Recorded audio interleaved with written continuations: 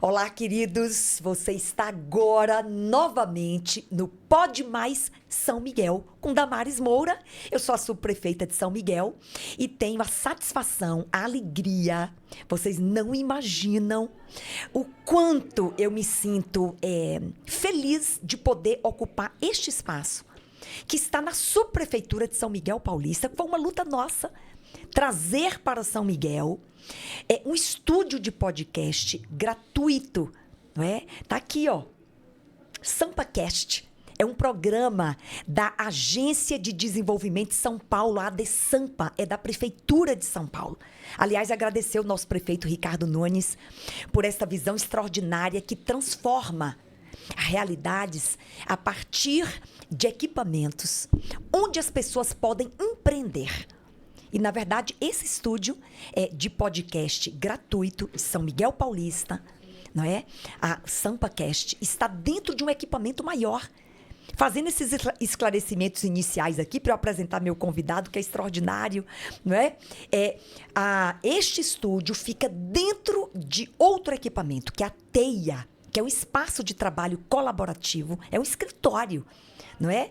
De coworking gratuito para as pessoas usarem e empreenderem aqui, neste escritório, com todo atendimento, com equipamentos, com computadores, com mentoria, né, com pessoas que estão aqui atendendo àqueles que querem empreender e apresentando tudo aquilo que a Agência de Desenvolvimento de São Paulo oferece ao pequeno, ao médio empreendedor. Crédito, mentoria, orientação, não é?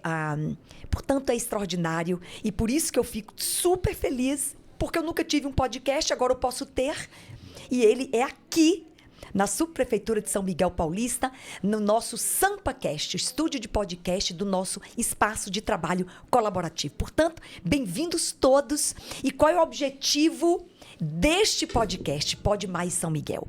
É exatamente trazer nesta bancada pessoas de São Miguel Paulista que realizam trabalhos notáveis, que colaboram de forma sistemática e significativa para transformar este território, não é?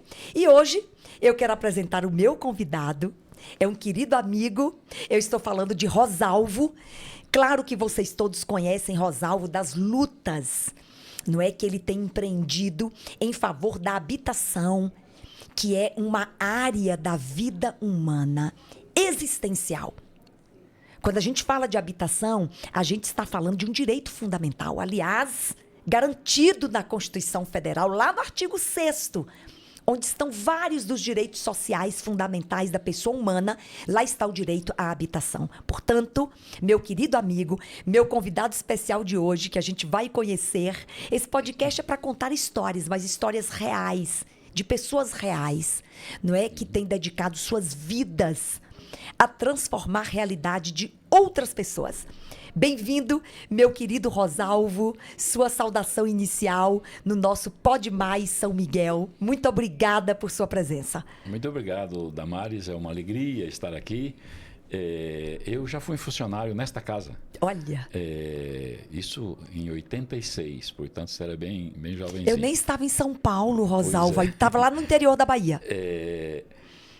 E estamos aqui para conversar um pouco. Sim. Um pouco do trabalho que a gente faz. Estamos aqui no movimento de habitação, movimento popular de habitação. A gente trabalha com Coab, CDHU e Caixa Econômica Federal, sim, construindo casas populares, onde as próprias pessoas se envolvem e resolvem os seus problemas. Então hoje, Rosalvo, gente, com Rosalvo aqui, a gente não só vai saber a história da vida de Rosalvo, porque a gente conhece Rosalvo da habitação. Mas quem é Rosalvo, não é? Mas além de tudo, eu vou pedir que em algum momento ele nos conte, não é, a possibilidade que os miguelenses têm e outros que acompanham, não é, esse podcast. Aliás, para você assistir esse podcast, você precisa se inscrever lá no meu canal, Doutora Damares Moura, DRA Damares com I, tá, Rosalvo? Não é Damares com E. Damares com I. Damares Moura é o meu canal no YouTube. Vou me inscrever. E se inscreve lá. Eu não sabia que você tinha esse canal. Eu tenho, Rosalvo, que eu preciso animar mais esse canal, não é? Fiquei muito feliz com isso. Eu preciso promover mais o meu próprio canal. Pois é. Rosalvo, eu queria que você contasse um pouco para nós aqui e para aqueles que só conhecem o Rosalvo da habitação. Quem é Rosalvo? Sua história, onde você nasceu, não é? Como é que você, enfim, no futuro migrou para esta área da habitação? Onde você viveu? A sua experiência e, claro, eu vou te interrompendo talvez para fazer perguntas Claro. a respeito daquilo que você está nos contando. Eu trabalhei no Bradesco, aqui em São Miguel, e eu achava que Rosalvo era um nome raro, tinha poucos Rosalvos. Aí eu fui na listagem dos clientes e tinha uma quantidade enorme de Rosalvos lá. Então eu sou o Rosalvo Salgueiro, esse é o meu sobrenome. Eu sou filho de nordestinos, nasci no interior de São Paulo, na região de Presidente Prudente, noroeste do estado, na cidade de Regente Feijó, à época. Hoje a fazenda em que eu nasci pertence a Martinópolis. Então quando eu fui me casar, eu fui em Regente Feijó para tirar uma cópia da certidão de nascimento e eu sabia que eu era de Regente Feijó. Cheguei lá e descobri que dali para frente eu era de Martinópolis. Então mudou a minha identificação. E meu pai era assim meio nômade, mudava muito era sem terra, né? Era meieiro na época, né? Ele trabalhava de fazenda em fazendas e eu, como estava dizendo, eu nunca morei, até os 18 anos, nunca tinha morado mais de 3 anos na mesma casa. E ele nunca mudava para a rua do lado, mudava para outra cidade, às vezes para outro estado, né?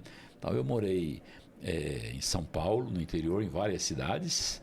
Depois fui para o Paraná, fui para o Mato Grosso, fui para o Nordeste. Morei no Nordeste também um tempo. Que estado Eu morei em Pernambuco. Rosalvo?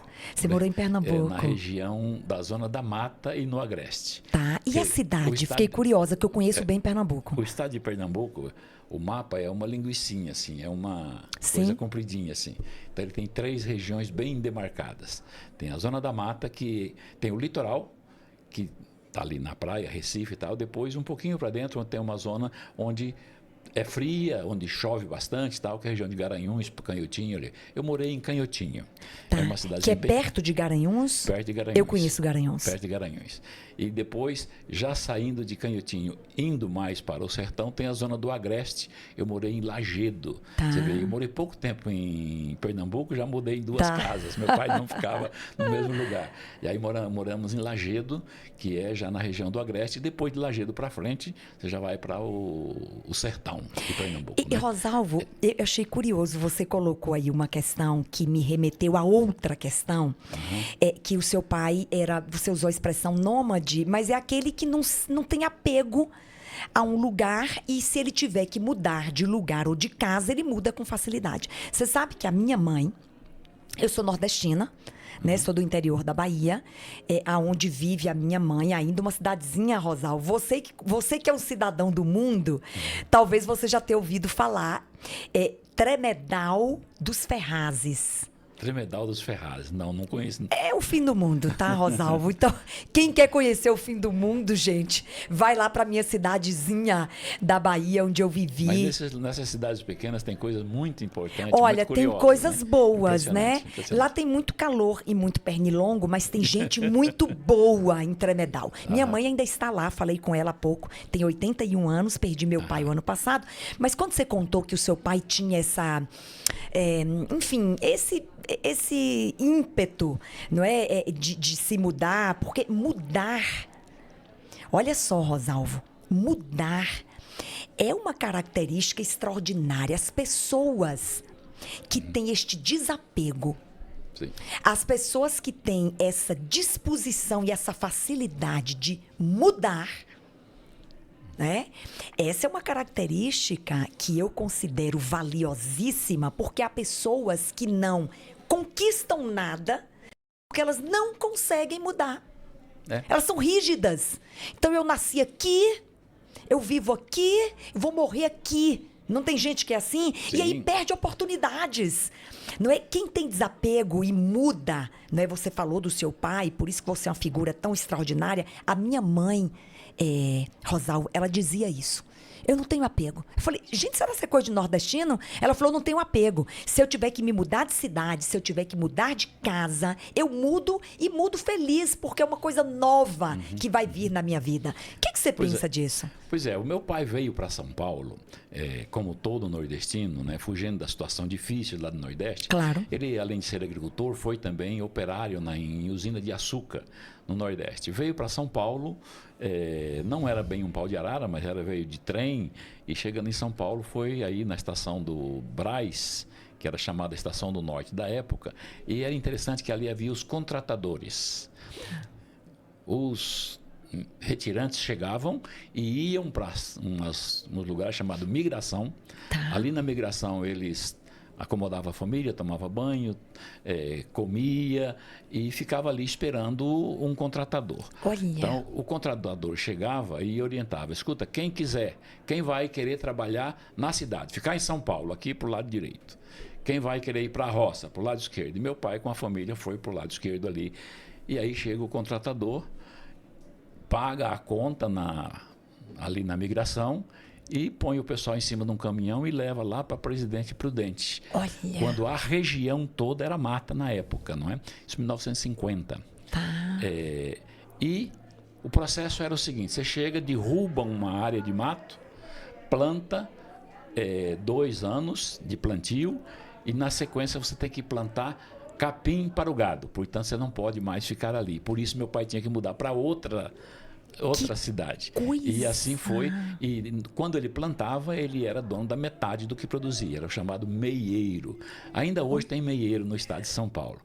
E aquilo tudo era terra devoluta e era área de grilagem. Né? A região de Presidente Prudente ainda hoje tem problema sério de titulação. Não é? Tanto que o movimento do Sem Terra tem muito espaço lá nas lutas. E assim ele foi, de lugar em lugar, saiu daí da zona do noroeste paulista e acabou indo para o sul e depois saiu do estado, foi para outros lugares, sempre com a mesma lógica de chegar, derrubar o mato, fazer a roça, trabalhar 2 anos e plantar capim, deixar espaço para o gado e ir para outro lugar. Então, por isso que ele mudou muito de lugar para outro. Olha só, gente, é assim, você contando isso, Rosalvo, não que eu seja tão... não sou tão antiga, não sou tão jovem, não é? Mas é uma informação, por exemplo, que eu não tinha, que isso acontecia aqui em São Paulo. Os contratadores, as pessoas chegavam e elas eram, de alguma forma, elas eram...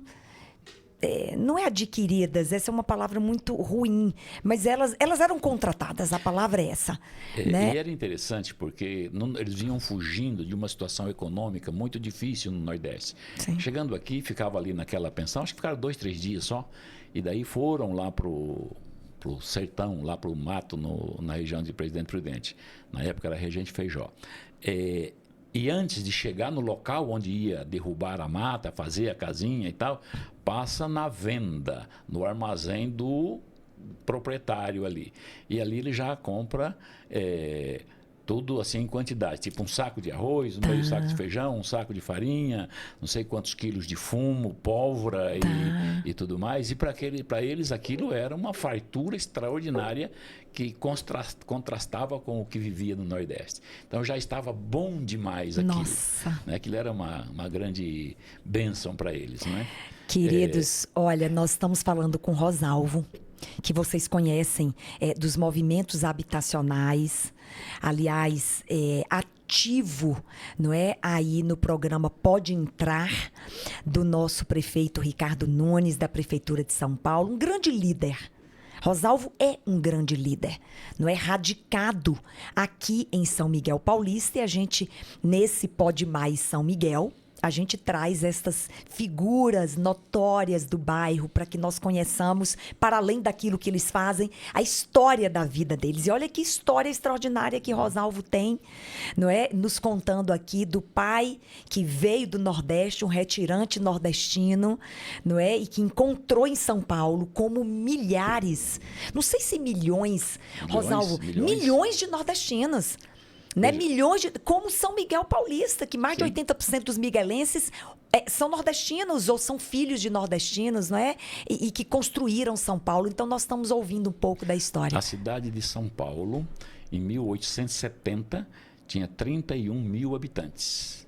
Em 1870. Olha que bacana. Em 1970, já estava com algo em torno de 6, 7 milhões de Olha habitantes. só, olha Então, só. em 100 anos, ela foi fundada em 1554. Sim. De 1554 a 1870, portanto, mais de 300 anos, ela cresceu de 100 pessoas que participaram da fundação para 31 mil. 31 mil. E depois passou de 31 mil para 6 milhões em 100 anos. Em 100 Então, anos, em um século. E a Estação do Norte, que é essa Estação do Brás, ali hoje que nós conhecemos ali no Largo da Concórdia, e a rodoviária, que tinha vários pontos, né, era o tempo todo descendo nordestinos, principalmente chegando.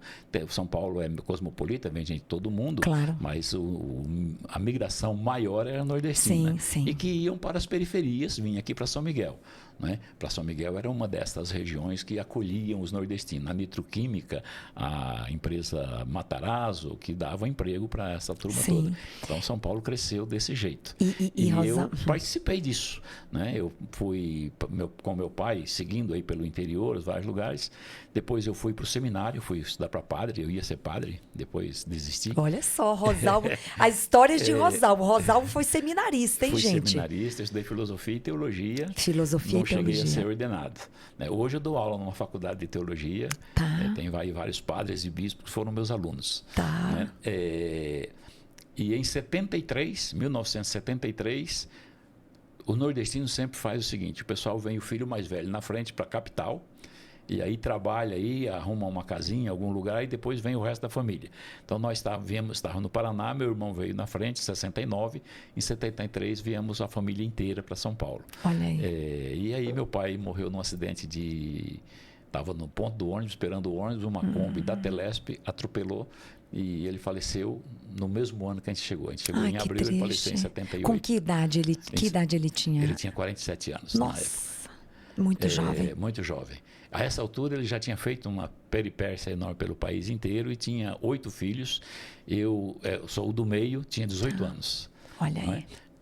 Estava completando 18 anos. E aí vim morar justo aqui em Hermelino Matarazzo, que à época pertencia à subprefeitura, que na época era a administração regional de São Miguel Paulista. Sim, sim. E eu trabalhei aqui na subprefeitura, na área de habitação também. Tá. Né? A sua história passa pela habitação. Eu vou chegar nisso daqui a pouquinho para eu entender por que você... enfim, essa conexão sua com a habitação, se tem uma razão maior, pessoal, ou enfim, a gente chega lá daqui a pouquinho. Sim. Mas eu queria perguntar uma coisa para você. E você mencionou no início da sua história que você casou-se. Que quando você foi se casar, portanto, você é casado, você já revelou isso aqui para nós, tá? Meninas, olha só. Meninas, Rosalvo foi seminarista, mas não tornou-se padre, né? Então, Rosalvo casou-se, tem uma aliança ali no dedo dele. Ele vai contar um pouquinho pra gente agora. Tem 2 alianças. 2. Então conta pra gente. Como é que é isso, Rosalvo? Bom, onde você conheceu sua esposa? Sim. Pouquinho da sua história, pessoal. Eu fui seminarista numa congregação chamada Consolata, Missionários da Consolata. Tá. Ela existe, está aí por aí e tal.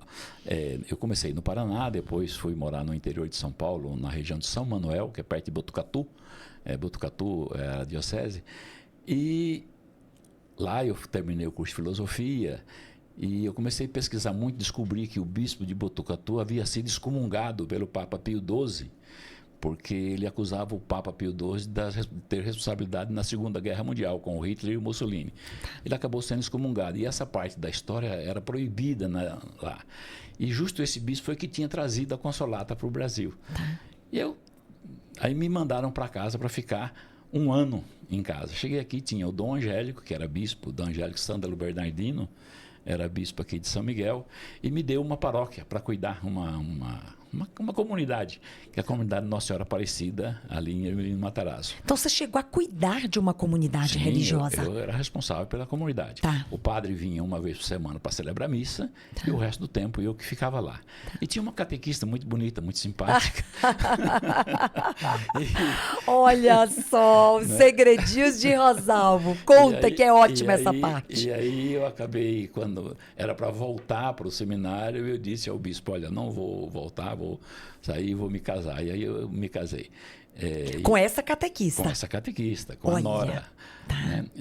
E ela é também muito engajada em todos os trabalhos da igreja. O bispo me pediu que ficasse, mesmo me casando, mas podia ficar cuidando de outros trabalhos, então eu fui cuidar de uma tal... Primeiro era pastoral da periferia, que era reivindicações e coisas. E primeiro eu fui para pastoral de formação. Dava curso de noivo, curso de crisma, de primeira comunhão, coisas de Eucaristia. E no curso de noivo eu falei umas coisas que escandalizou a comunidade ali, e o bispo me tirou e colocou na pastoral de direitos humanos, que era mais para trabalhar ali. E eu reencontrei o pessoal da Igreja Católica Apostólica Brasileira, que era um pessoal fundado por aquele bispo que tinha sido excomungado lá quando eu estava em Botucatu, que eu conheci. E aí eu acabei me somando com esse povo aí. Mas tenho muito boa amizade. O cardeal de São Paulo sempre foi meu amigo. O cardeal anterior, Paulo Evaristo Arnes. Meu amigo, sempre tive muito bom trabalho por aí. Você sabe que eu fui não foi no sepultamento de Dom Evaristo Arnes, aliás, uma figura extraordinária, notável, né? Porque um homem realmente digno, não é, de permanecer na história e na mente e nos corações. Só essa passagem a gente retoma. Eu estava saindo da OAB. A OAB é ali. O antigo prédio era ao lado. Hoje mudou-se lá, né? Era ao lado da catedral. E eu era presidente de uma comissão de liberdade religiosa. Já te contei um pouquinho minha história, né? E eu era presidente e estávamos acabando uma reunião. Quando eu saio na OAB, eu vejo a porta lateral ali da catedral aberta, um movimento muito grande. Eu falei, o que está acontecendo? Era o velório. O funeral dele. Era o funeral de Dom Evaristo Arnes. Pois é. E aí, eu conhecendo a história dele, o respeito que eu tenho por ele, eu me adentrei à catedral. Quando eu chego, quem estava lá cuidando da organização do funeral é um grande amigo meu que com certeza você conhece, Padre Bison. Sim, Bison. Padre Bison é da Casa da Reconciliação. Sim, sim. Fez muitas ações conjuntas comigo de combate à intolerância religiosa. Quem estava lá, aos pés da urna funerária de Dom Evaristo Arnes, Padre Bison. Ele me pegou pela mão. Havia uma fila enorme. Nunca vou me esquecer. Ele me pegou pela mão. Havia uma fita de isolamento. Mas como ele era, à época, não é, um grande auxiliar ali da catedral, ele me introduziu, então, ali no espaço privativo, não é, do funeral de Dom Evaristo Arnes, e eu pude vê-lo nessa despedida. Não foi nada planejado. A porta estava aberta, eu me adentrei e estive ao lado da urna funerária de Dom Evaristo Arnes, um grande homem. Pois é, com Dom Paulo eu tenho umas histórias muito bonitas. Quando eu cheguei do seminário, ele me disse, olha, não more na casa da sua mãe, que eu cheguei para esse ano de experiência. Ele falou, se você morar na casa da sua mãe, você não vai ter a experiência que você precisa ter. Então, vá morar sozinho, e nem na casa da paróquia, vai morar em algum lugar. E eu, então, encontrei um lugar e fui morar.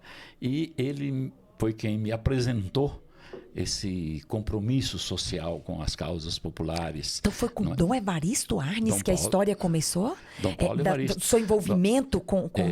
Em 1976, você tinha 3 anos, pelo visto, não é isso?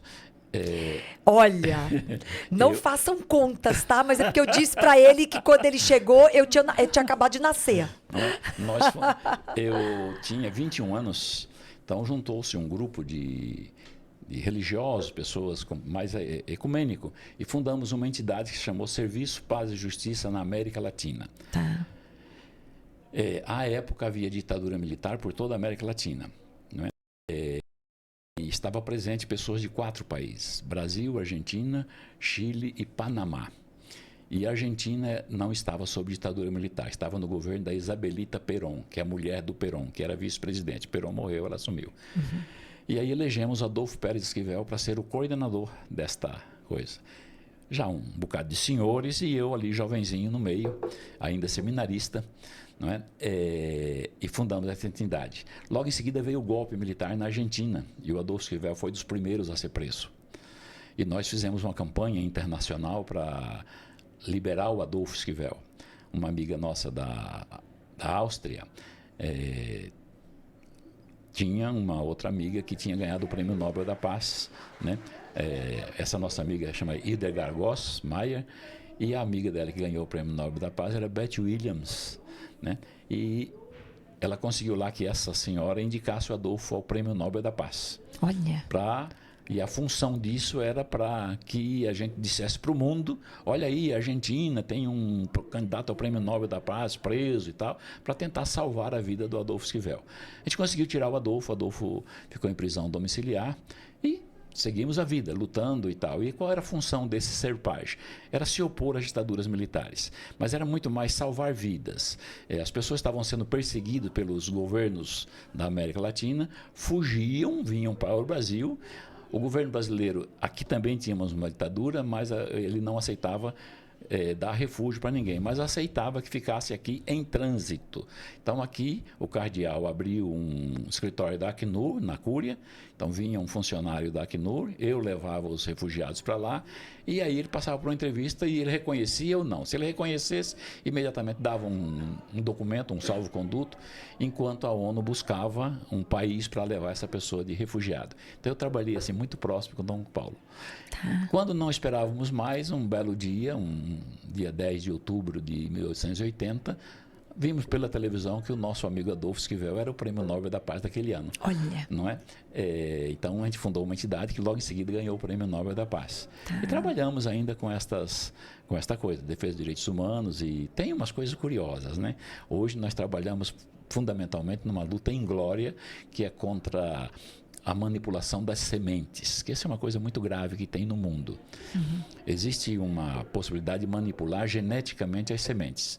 Então, as sementes de principalmente milho, trigo e soja, elas estão manipuladas de modo que se você compra a semente e planta, você tem uma boa colheita. Se dessa colheita você tirar a semente e plantar de novo, não nasce. Você tem sempre que estar todo ano comprando para ir plantando. Olha. Né? E a gente está fazendo um movimento de resgatar as sementes crioulas para que os pequenos proprietários não precisem ficar presos na mão dessas grandes multinacionais de sementes. Gente, né? Olha eu quanta trabalho com coisa. isso hoje ainda, né? Olha quanta coisa bacana, hein? Rosalvo tem muita história. Rosalvo, você já tem um livro, Rosalvo? Tem, eu escrevi alguns livros, mas não tem nada a ver com isso. Eu estou dizendo assim, porque você tem tanto conteúdo de vida, tantas vivências, tantos acúmulos, que isso tem que estar registrado em algum lugar. Veja só como é interessante. Todo mundo é um pouco poeta, né? Então eu tinha lá umas poesias. Você sabe que eu sou um pouco poeta também? Não é? Depois eu te conto. E aí, em 77, eu liderei uma greve de bancários. Aí eu fui demitido do Bradesco, que eu trabalhava aqui em São Miguel. Tá. E a gente criou um fundo de greve. Não tinha jeito de arrecadar dinheiro, eu peguei aquelas poesias e a gente publicou num livrinho, e com aquilo a gente fez fundo de greve, foi o primeiro livro. Tá. Aí depois eu participei de vários outros livros, junto com o Leonardo Boff, com o Pedro Casaldáliga, com o próprio Adolfo Esquivel, né? Tá. Então eu tenho vários livros de coautoria. Tá. E a autoria minha mesmo, eu tenho a minha dissertação de mestrado e o TCC. Tá. Né? Eu fiz um TCC quando me formei em Direito, depois eu vou falar isso. Eu fui em Direito, aí eu fiz um trabalho defendendo a criação do Tribunal Penal Internacional Ambiental. Tá. Né? E a minha dissertação de mestrado é sobre o crime de genocídio. Tá. Né? Basicamente sobre o Tribunal Penal Internacional. Tá. Então, esses estão publicados também. Olha, quando você disse que todo mundo é um pouco poeta... Tem umas apostilas para os alunos da Faculdade de Teologia. Olha aí, tá vendo? Porque acho que você tem muito conteúdo e os livros, eles eternizam histórias, não é? Eu acho que é super, super válido, né? Eu estou tentando.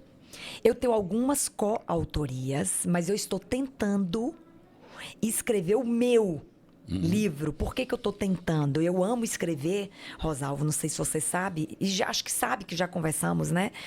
Eu fiz letras, é minha primeira formação. Eu amo escrever e eu amo operar a palavra. Talvez é algo que eu brinco que talvez seja a única coisa que eu saiba fazer na vida. As pessoas riem porque a gente não sabe fazer uma coisa só, né, Rosalvo? Mas acho que a palavra escrita, a palavra falada é algo que transforma. E eu estou tentando escrever um livro. Ele é um pouco autobiográfico, mas que ele conta a história da defesa da liberdade religiosa aqui no estado de São Paulo e no Brasil. Um tema muito bom. E que você sabe que é uma bandeira que eu abracei há 21 anos atrás, não é? O meu livro vai contar um pouco da minha história, mas é muito mais da liberdade religiosa aqui em São Paulo, no Brasil, né? Não, essa sua trajetória é muito importante que seja registrada. Essa trajetória, a luta pela liberdade religiosa, ela não é só liberdade religiosa, ela acaba incluindo todas as liberdades que você não... Porque você sabe que Rui Barbosa dizia, que é meu conterrâneo ilustre baiano, jurista, aliás, foi deputado por São Paulo. Rui Barbosa foi para Londres e lá montou uma escola de inglês, ensinava os ingleses a falar inglês. Ele era genial, né? E você sabe, e Rosalvo, olha, você sabe que o meu avô, João Moura, eu sou da Maris Moura, o meu avô, João Moura, ele era dono de cartório, tabelionato e registro civil, lá no interior da Bahia, em Tremedal, que eu já mencionei, não é? E quando Rui Barbosa foi candidato a deputado, você sabe que ele foi candidato a deputado por São Paulo. Ele foi deputado por São Paulo. Ah, sim, eu não sabia dessa coisa. Então. E Rui Barbosa, quando ingressou na política, né, ele enviava cartinhas para as pessoas pedindo apoio. E o meu avô, não me pergunte por quê, recebeu uma carta de Rui Barbosa, quando Rui Barbosa foi para a política. Não é? E aí meu avô guardou essa carta como uma relíquia preciosa. Imagina se hoje eu tivesse essa carta comigo. Sim, Rosalvo, eu que acabei indo para a vida pública também, em 2018, você sabe que eu fui deputada e por São Paulo, uma baiana deputada por São Paulo. Meu avô guardou essa carta como uma relíquia. Meu avô tinha uma pequena biblioteca na casa dele. Quando meu avô morreu, o meu tio, mais novo, foi fazer uma faxina na casa. Sem noção. Ai, Rosalvo. E foi para a biblioteca do meu avô, foi fazer uma faxina na casa do meu avô, jogar muita coisa fora, enfim. E esta carta, ao ele fazer essa reorganização da biblioteca do meu avô, essa carta desapareceu. E o meu pai, o meu pai era um homem culto e que valorizava muito, não é, livros e história e cultura. Quando meu pai foi buscar essa carta, já não estava, para guardar com ele, essa carta não foi mais localizada. Mas eu falava de Rui Barbosa, porque ao Rui Barbosa falar sobre liberdade religiosa, você sabia que Rui Barbosa, a meu ver, foi quem, no Brasil, o primeiro expoente da liberdade religiosa nesse país, a meu ver, chama-se Rui Barbosa. Claro. Foi da lavra dele o decreto 119A, não é? Que separou o Estado da Igreja. Sim, sim. Não é? E Rui Barbosa dizia que ele dizia, a mais congenial, a mais civilizatória, a mais evangélica de todas, a mais pacificadora, a mais pacificadora, a mais evangélica, a mais civilizatória, a mais congenial ao homem de todas as liberdades, ele dizia, é a liberdade religiosa. É a mãe de todas as liberdades. Sim, sim. Nessa liberdade religiosa, você não pode falar em outras liberdades. Por quê? Porque ela diz respeito aos ditames da sua consciência. Não é? É o que te norteia, é a sua fé, é a sua crença, né? Nós tivemos muitos brasileiros que foram mortos pela Inquisição, não é? Por causa da religião. Quantos morreram? A pessoa acreditava. Um deles é o Frei Caneca. Exatamente. Quantos morreram por causa da sua fé. Crença, é. Quantos morreram defendendo a sua crença religiosa, né? Mas, Rosalvo, deixa eu perguntar uma coisa para você. Falando mais especificamente da sua relação, e você é um ícone dos movimentos habitacionais, não é? Falando mais especificamente disso.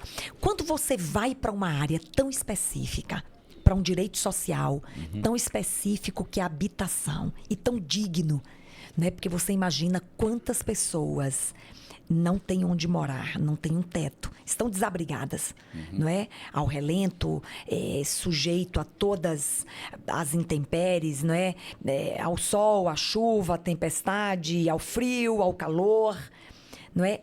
Existe algo na sua própria experiência pessoal, vivência, que sensibilizou você para defender, não é, a habitação digna para pessoas que não têm a sua moradia? Sim, veja, muito jovem eu me meti nas questões sociais e quando a gente fundou o Serpage, estava nascendo um negócio chamado Movimento Unificado de Favelas, que deu na CUFA, que está hoje aí. A CUFA. Né?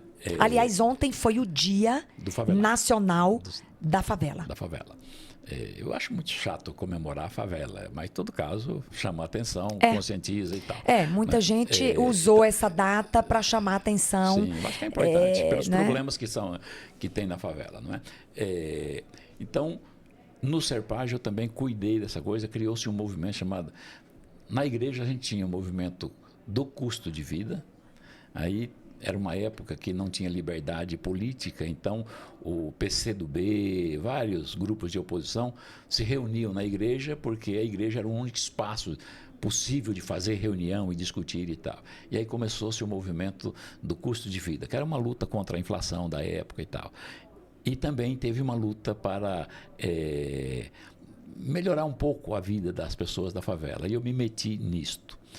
Como eu falei do bispo lá de Botucatu, ele fez uma reforma agrária nas terras da igreja lá em Botucatu. Essa foi também uma das razões por ele ser excomungado.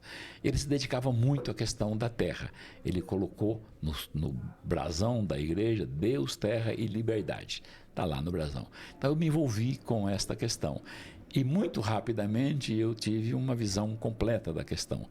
A moradia faz parte da identidade da pessoa. Quando você vai colocar a sua qualificação, você coloca lá o nome, nacionalidade, estado civil e o endereço, a residência. Isso faz parte da identificação.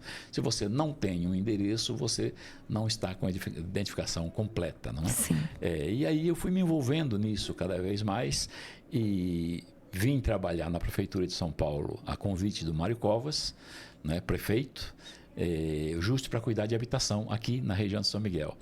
Havia um fundo chamado FUNAPS, criado pelo Reinaldo de Barros, que foi o prefeito anteriormente, e esse fundo destinava-se a prover para pessoas vítimas de catástrofe, eram chamados flagelados, que era o pessoal que, quando tinha enchente, as favelas ficavam sempre na beira dos córregos, e aí dava enchente, as assistentes sociais aqui corriam, abriam um abrigo, que era nas escolas, as pessoas mudavam para as escolas, ficavam ali um tempo, e esse fundo proporcionava a compra de colchão, de madeirite, né? Madeirite é de compensado para reconstruir a casinha em algum outro lugar.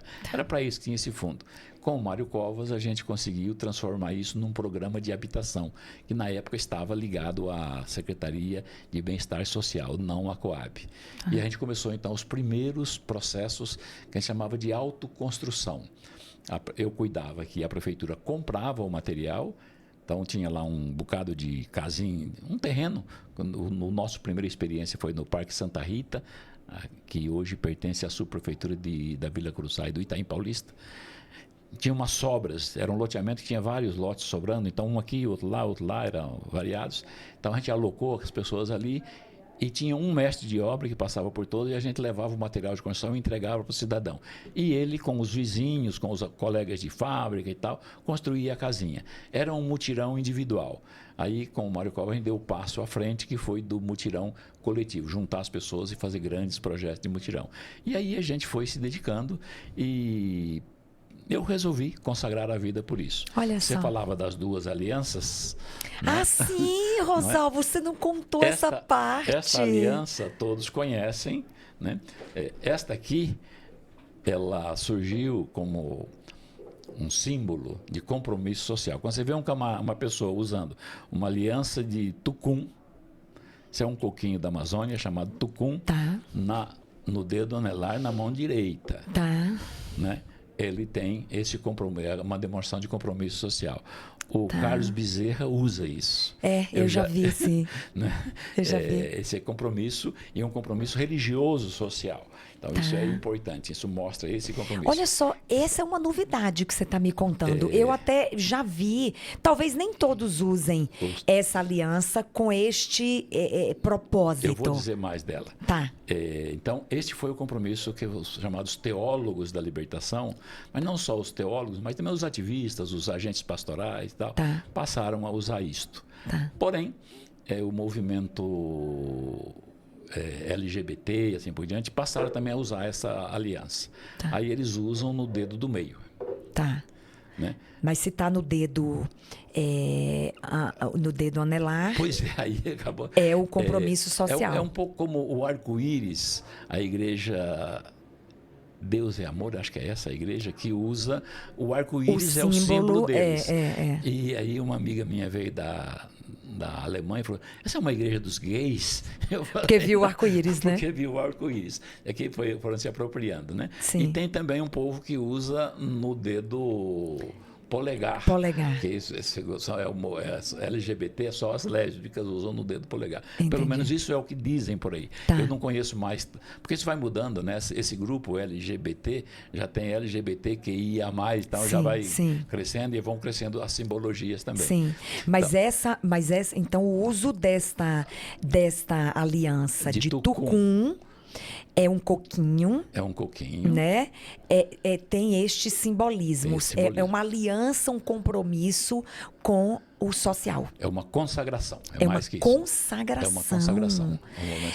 A sua então, vida consagrada às lutas sociais. Sociais. Não só da habitação, mas das lutas sociais. Olha de que modo interessante. Geral. E por motivo religioso, né?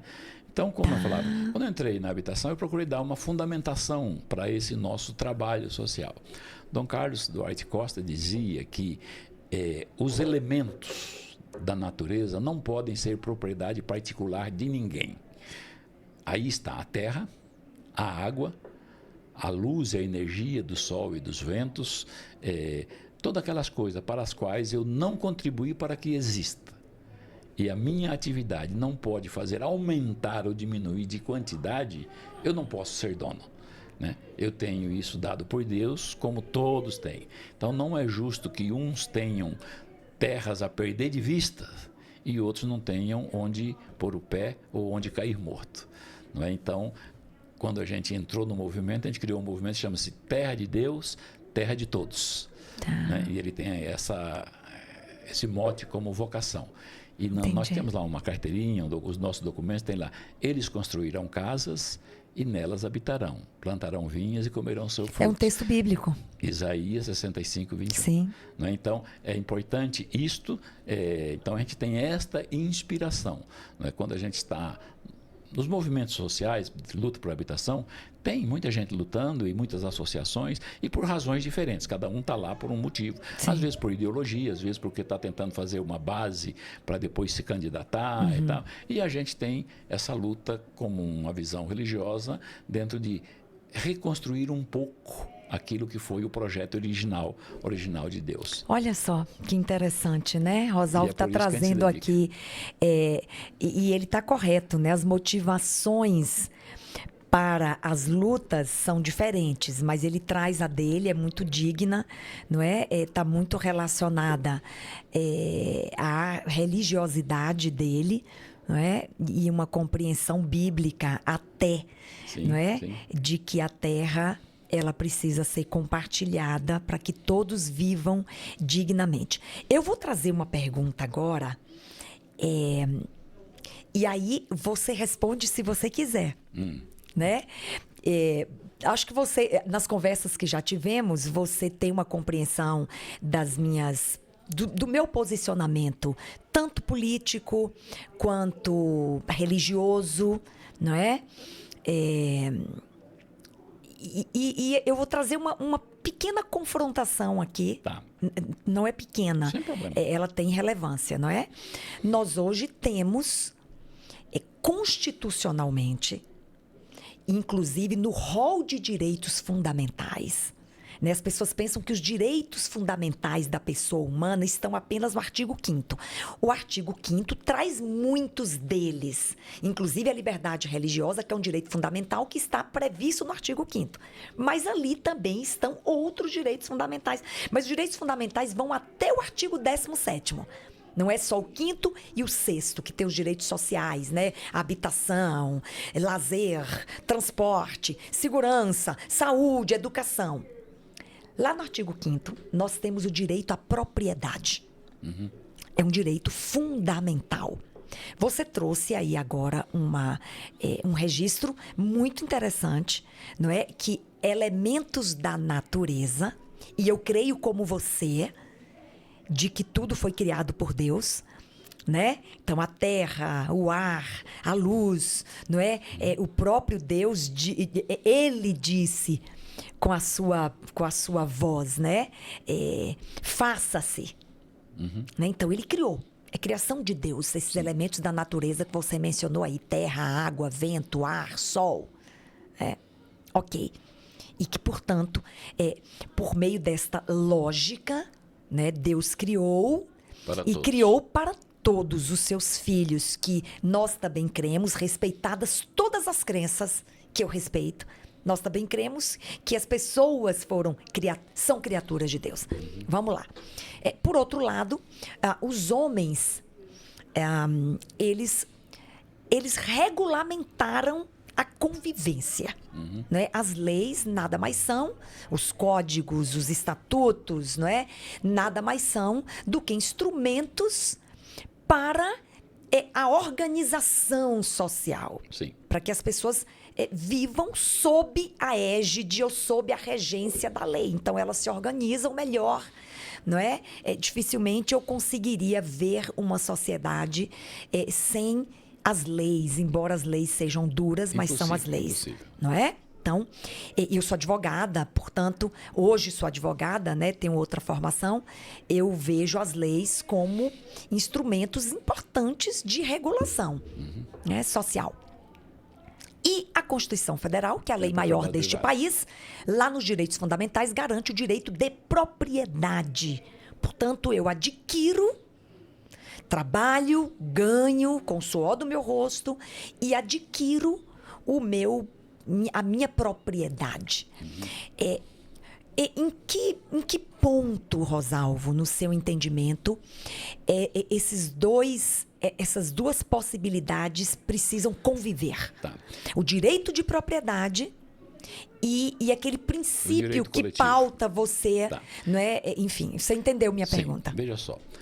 A Declaração Universal dos Direitos Humanos, né, ela foi colocada no papel a partir da Segunda Guerra Mundial, pelos grandes problemas que aconteceram na Segunda Guerra Mundial. Um grande jurista, Raphael Lemkin, foi quem trabalhou isso, inclusive para criar o Tribunal Penal Internacional. E ali foi feito uma primeira relação de bens jurídicos, né, de direitos, que seriam fundamentais para a pessoa humana. Não é? Mas nós já estamos nos direitos humanos de quarta geração. Sim. Aquele constitucional está aí, que são os de garantias individuais. Você sabe que fala-se até em direitos de quinta geração, né? Sim. Já se fala em quinta geração. Então, os direitos individuais, mas também tem os direitos coletivos. E o fato de um direito não estar positivado, não estar na lei, não significa que não seja um direito. Concordo. Né? Existem lugares onde a pessoa perde o direito à vida, existe a pena de morte. Né?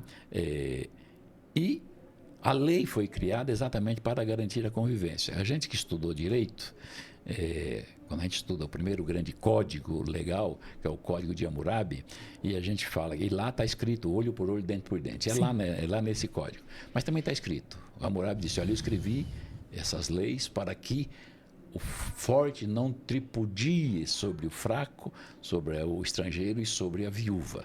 Então o direito vem para... Jesus falava muito, né, das viúvas, dos órfãos. E dos órfãos, né? Então é isto. Agora, a questão do direito à propriedade tem um problema fundamental, que é o seguinte: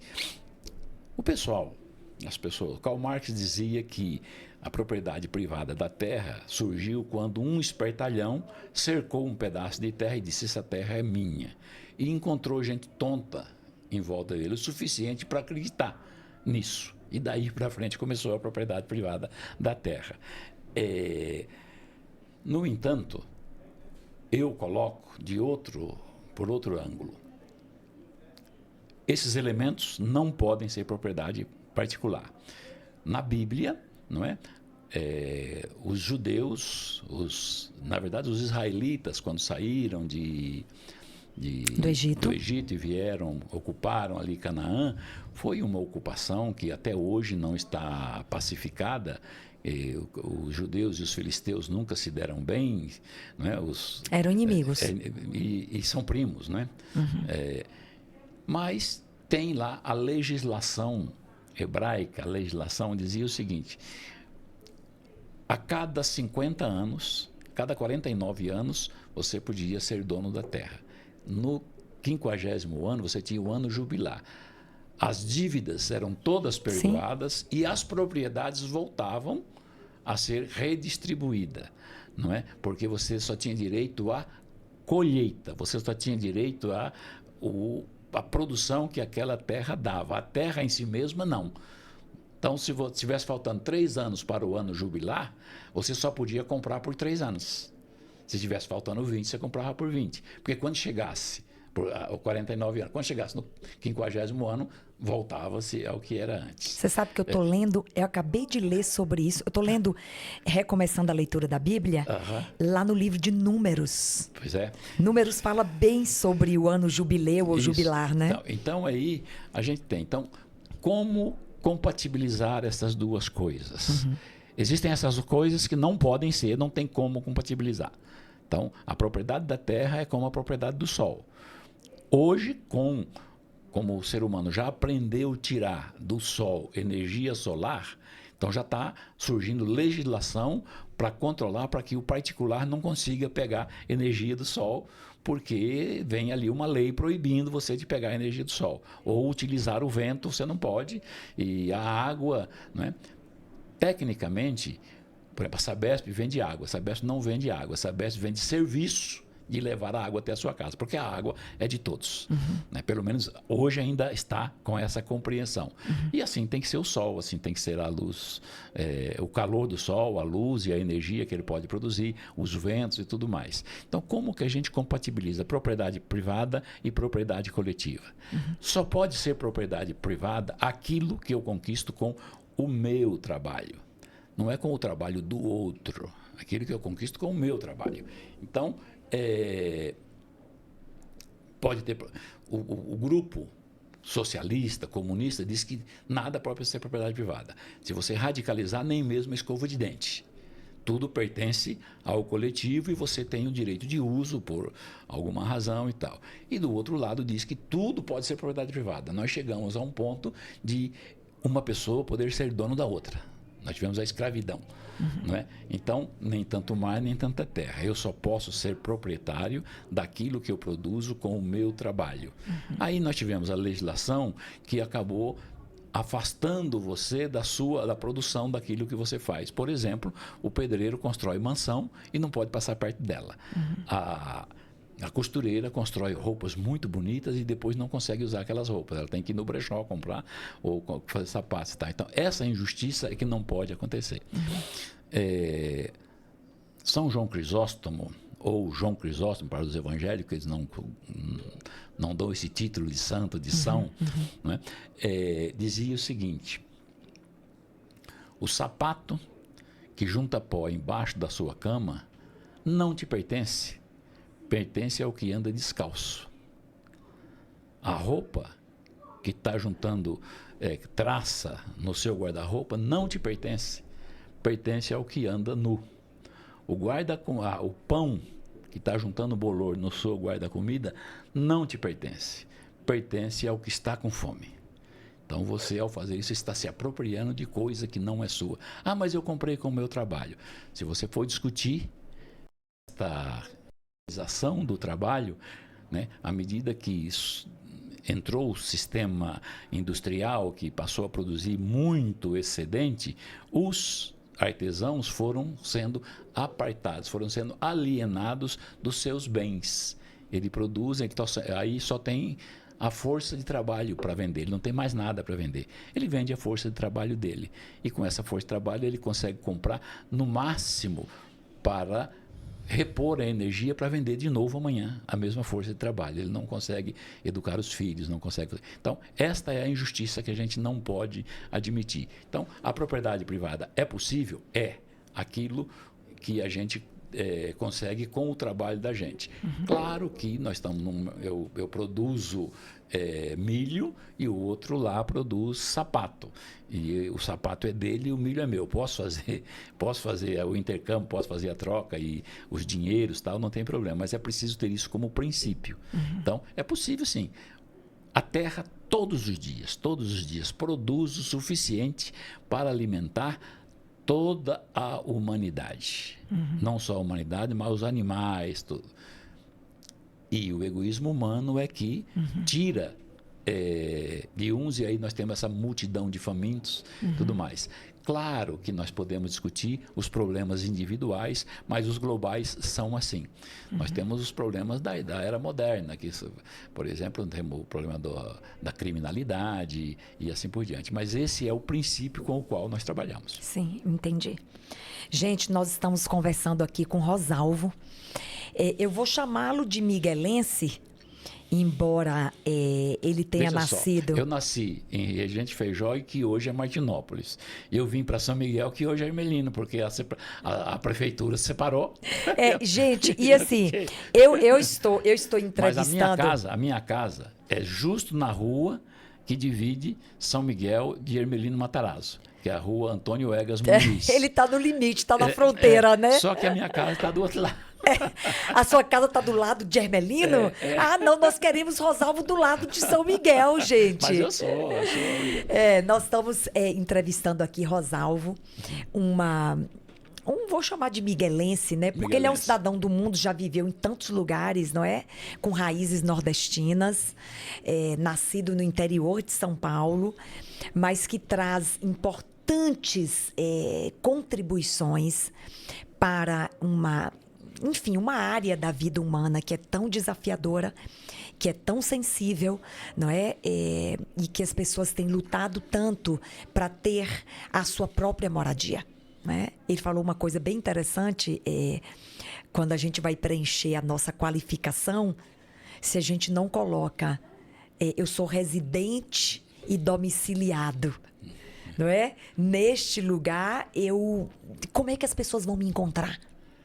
Né? Veja só como é interessante. A gente está nessa luta de habitação por várias razões. Tem essas razões que eu acabei de falar, e o movimento em São Paulo é dos mais organizados que tem no mundo. Né? Eu não vi isso nos países socialistas que eu visitei. Então, eu estive na Alemanha, vi conjuntos residenciais na Alemanha, tem lá uma ajuda que o Estado dá para os pobres.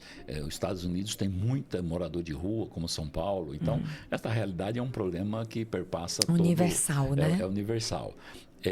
E aqui nós estamos. Então, no movimento de habitação, a gente tem em São Paulo, dois grandes blocos.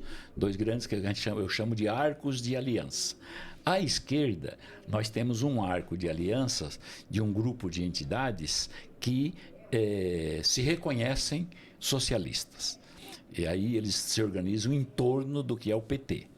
Então, você tem a CMP, que é a Central de Movimentos Populares, tem a UMM, que é a União Nacional dos Movimentos de Moradia, tem Frente de Luta por Moradia. Então, E aí você tem o MTST, que é ligado ao PSOL, que é liderado pelo Boulos, tem o pessoal ligado ao PSB. Então, esse é o grupo que está ali. E tem um outro grupo que estava próximo do que era o PSDB, que o PSDB está aos frangalhos, coitado do partido, não está conseguindo avançar, mas que também não tem uma definição ideológica, assim como o pessoal mais à esquerda, que é um outro grupo no qual eu me incluo, que também tem um grupo de federações, como Frente Paulista de Habitação Popular, CONSEAB, Movimento Terra de Deus, Terra de Todos. Tal. Esses dois grupos se equivalem em número, em capacidade de mobilização das pessoas, né? De trabalho já realizado, por exemplo, sempre, o movimento sozinho nunca fez nada, ele sempre fez com o poder público, porque a gente entende que a questão da moradia eu até posso resolver individualmente com um pequeno grupo, mas isso nunca será solução. Para ter a solução de um problema tão grande, é preciso ter uma política pública de habitação. E aí, por isso, a gente investe na relação. Eu coordenei o programa de habitação do Geraldo algumas vezes, Geraldo Alckmin, do Dória, do próprio Bruno Covas, eu participei da elaboração do programa. Então, porque a gente precisa criar uma política pública. O volume de recursos necessário para isso é muito grande. Né? Nós estamos fazendo, nesse momento, em Embu das Artes, 2.300 e poucos apartamentos no endereço. É R$500 bilhão. Então, isso, em particular, não tem como fazer. Então, é preciso fazer políticas públicas. Então, esses dois grupos têm essa capacidade de articular, de participar, de discutir com as autoridades.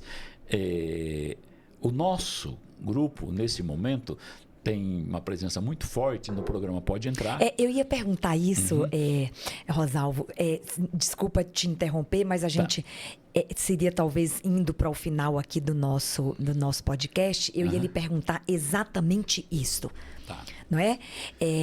O prefeito de São Paulo, nosso prefeito, Ricardo Nunes, ele de fato está realizando, não é, um programa habitacional histórico.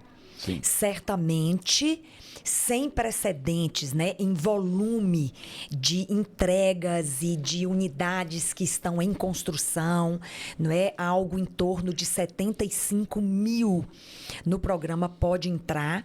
E do que eu tenho conhecimento, o maior programa habitacional da história de São Paulo. E eu sei que você, não é um dos grandes, incentivadores e colaboradores deste programa. Sim. E eu queria, nessa parte final, e você já começou a falar disso, mas eu vou direcionar a pergunta, Tá. não é? Como é que você avalia...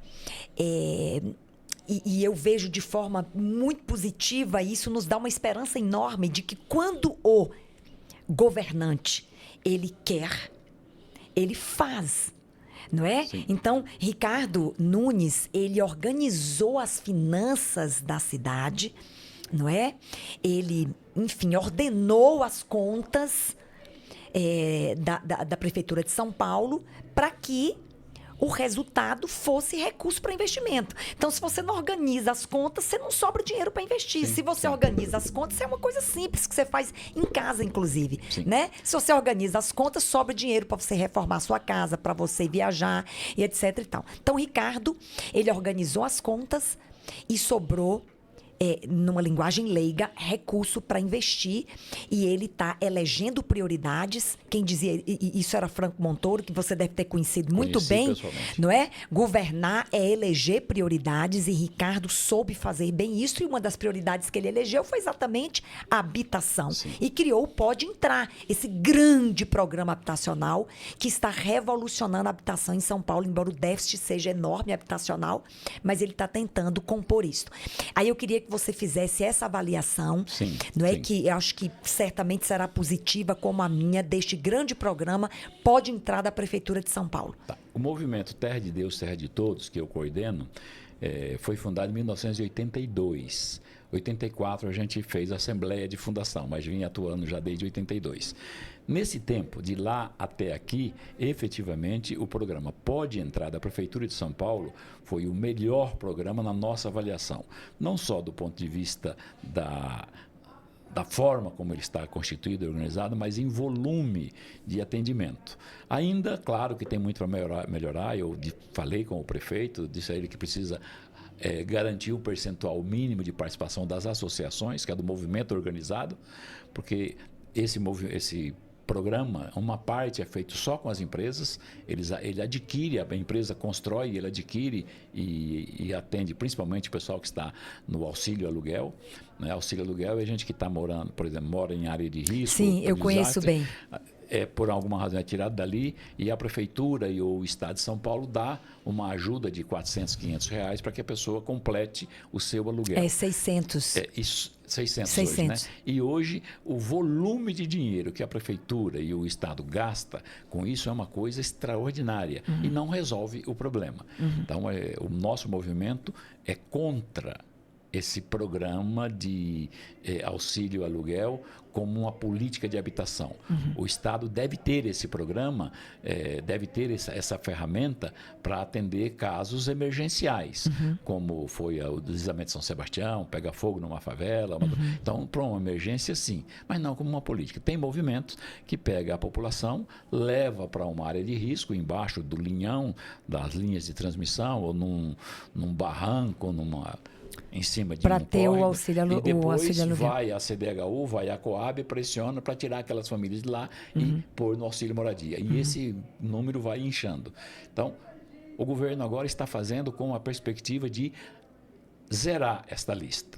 Não é? Ao fazer isso, claro que ele está atendendo as entidades que fazem isso, que não é o nosso pessoal. Não é? Eu até falei com o governador, eu falei com o prefeito, olha, preciso dessas 70 mil dedicar pelo menos umas 20 para quem não tem essa prática. Né? Mas, nesse momento, é o maior programa, todos os movimentos, independente da ideologia, estão participando, estão construindo, não é? E o movimento Terra de Deus, Terra de Todos tem para a cidade de São Paulo 1.000 unidades. Já 600 iniciada e 400 que a gente está ainda discutindo aí o projeto e tal e tudo mais. Entendi. E tem um outro que seria, então iríamos para 1.400 unidades para São Paulo. O governo do estado tem um programa grande também, que é o FIPIS, o Crédito Associativo, Carta de Crédito Associativo, que nós estamos fazendo no endereço só 2.000 e poucos apartamentos. Então, este é o volume. A gente só consegue fazer nesses níveis porque é uma política pública. E o Pode Entrar, na verdade, ele foi pensado ainda no período do Bruno Covas, com a participação do prefeito, e os movimentos discutiram. E ia começar, veio a pandemia, parou, aí o Ricardo realmente colocou as contas em ordem, de modo que tem condição de pôr em prática esse programa. O Ricardo já nos garantiu que o programa vai crescer muito mais, e isso nós queremos que assim seja. Que bom. Eu só quero dar um exemplo da minha família. Acho que é sempre importante, quando a gente fala desses grandes números, essas coisas, parece distante para as pessoas. Mas eu tinha um cunhado, porque ele faleceu faz pouco tempo, ele ganhava um salário mínimo. Trabalhava nas lojas Marabras aqui em São Miguel Paulista. E com um salário mínimo, ele conseguiu comprar um terreninho lá na Vila Curuçá, na Vila Nova Curuçá, e construiu a casinha e morava lá, enquanto um outro irmão meu ganhava muito mais que ele, não conseguia. Então, isso depende muito de você ter parcimônia no gasto, gastar bem o pouco dinheiro que tem, porque nunca vai resolver todo o problema. Nós temos um desafio enorme na cidade de São Paulo, que é o grande déficit habitacional. Nosso desafio é menor que outros estados, outros municípios, até porque o estado de São Paulo e a prefeitura de São Paulo gastam mais nos programas de habitação. O programa Minha Casa Minha Vida, em São Paulo, não funciona se o estado e o município não colocar dinheiro a fundo perdido para viabilizar. Né? Um apartamento hoje, desses que nós fazemos, do Minha Casa Minha Vida, dos populares, né? São 2 quartos, sala, cozinha, banheiro, área de serviço, e apartamento de 40 a 50 metros quadrados, que é maior do que os que as construtoras fazem por aí para vender no mercado, não é? Esse não é possível fazer com o dinheiro que o Minha Casa Minha Vida coloca. Ela coloca R$162 mil para São Paulo. E aí, de acordo com a região, vai diminuindo. E para viabilizar em São Paulo, o terreno é muito caro, está tudo muito caro. Então, é preciso que o governo entre com essa diferença. Nós temos um grande projeto aqui, que é o Copa do Povo, que fica ali perto da Parque do Carmo, em Itaquera, que a prefeitura colocou 50 milhões e o Estado colocou mais 50 milhões para viabilizar o projeto. Então, acho que é importante isso. E só é possível se tiver dinheiro no caixa. Claro. Se tiver uma administração proba. Responsável. Né? Responsável. Exatamente. Nesse momento, para mim, eu tenho a minha história de vida muito... eu nunca fui uma pessoa chamada assim esquerdista. Eu sempre fui meio social-democrata aí pelo centro. Então, a minha história sempre pelo lado esquerdo. Eu nunca tive muita proximidade com o Maluf, por exemplo. A gente tinha sempre grandes embates. Depois tem uma história longa para contar do Maluf. Vamos fazer outro podcast para isso, viu? A gente teve grandes embates. Mas, para minha surpresa, nesta relação agora com o Tarcísio de Freitas e com o Ricardo, eu estou muito encantado com o processo como está vindo. O Tarcísio tem sido de uma gentileza, de uma transparência e de um compromisso, de honradez, principalmente com o Ricardo nesse processo eleitoral, que me comoveu e que me surpreende. Sim. E o Ricardo tem demonstrado uma capacidade de diálogo, de trabalho e de articulação das forças vivas para fazer acontecer, que de modo impressionante. Então, por isso eu acho que os amigos me questionavam por que eu ia apoiar Ricardo.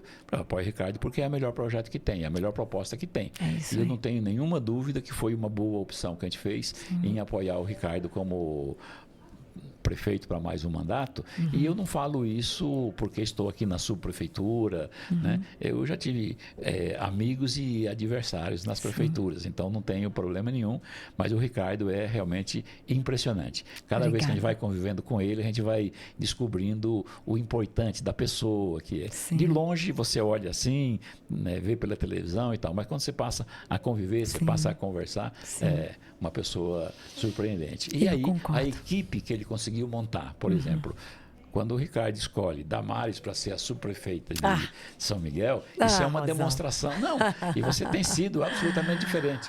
Eu encontrei a subprefeita e a assessora dela varrendo a rua. Quer dizer, coisa eu não aguento ver sujeira, Rosalvo. Não, não dá. Não dá. Impressionante. Põe a mão na massa, está junto com o povo, isso é da característica, isso é muito importante. É isso aí.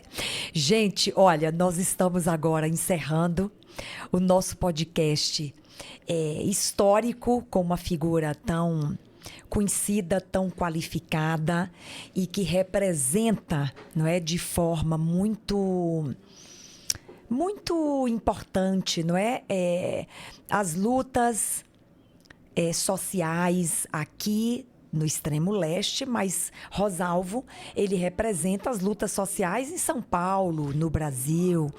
Dia 17 eu viajo para Fortaleza e vou ficar a semana inteira no Ceará, de cidade em cidade, onde o Movimento Terra de Deus está presente. Olha Estamos aí. lá. Tá vendo? Então, Rosalvo é um cidadão do mundo, é um cidadão brasileiro, um cidadão de São Paulo, é também de São Miguel Paulista. E, Rosalvo, eu quero te agradecer por estes momentos que passamos aqui. Eu fico honrada de poder estar perto de você. Fico honrado de ter sido convidado. Quero que essa amizade nossa se prolongue, não é? Porque é tão bom nós termos relacionamentos que agregam e que nos enriquecem como pessoa, que acrescentam, não é, a nossa caminhada. Então, que Deus lhe abençoe. Amém. Muito obrigada e um grande abraço para você. Vamos fazer outro podcast que tem muito mais história para contar. Você pode se despedir aí dos nossos Eu agradeço ouvintes. muito essa oportunidade e claro que me sinto honrado de estar aqui ao seu lado. Nós temos também o presidente da Coab, que agora em janeiro deixa de ser presidente. Querido João Cury. João Cury. e vai para a Câmara Federal assumir o mandato Sim. de deputado federal. E eu estou sabendo que mais alguém também vai... Não sei, não sei. Vamos ver. Vamos ver o que o futuro nos reserva, né? Tá bom? Fico muito feliz e agradeço muito e estou à disposição. A gente vai sempre encontrar um espaço na agenda para estar aqui. Vamos, nós vamos sempre encontrar espaço para estar aqui. Nós vamos encontrar espaço para estarmos juntos nas lutas, em muitos lugares que São Paulo nos oferece para a gente oferecer um pouquinho de nós. Então, Rosalvo, parabéns por toda a sua história. Muito obrigada por ter estado conosco aqui no Pode Mais São Miguel com Damares Moura. Um grande abraço para você que está nos acompanhando aí no meu canal do YouTube, Doutora Damares Moura. Até o nosso próximo encontro, o nosso próximo episódio do Pode Mais São Miguel. Obrigada, Rosalvo. Obrigado. Tchau, gente.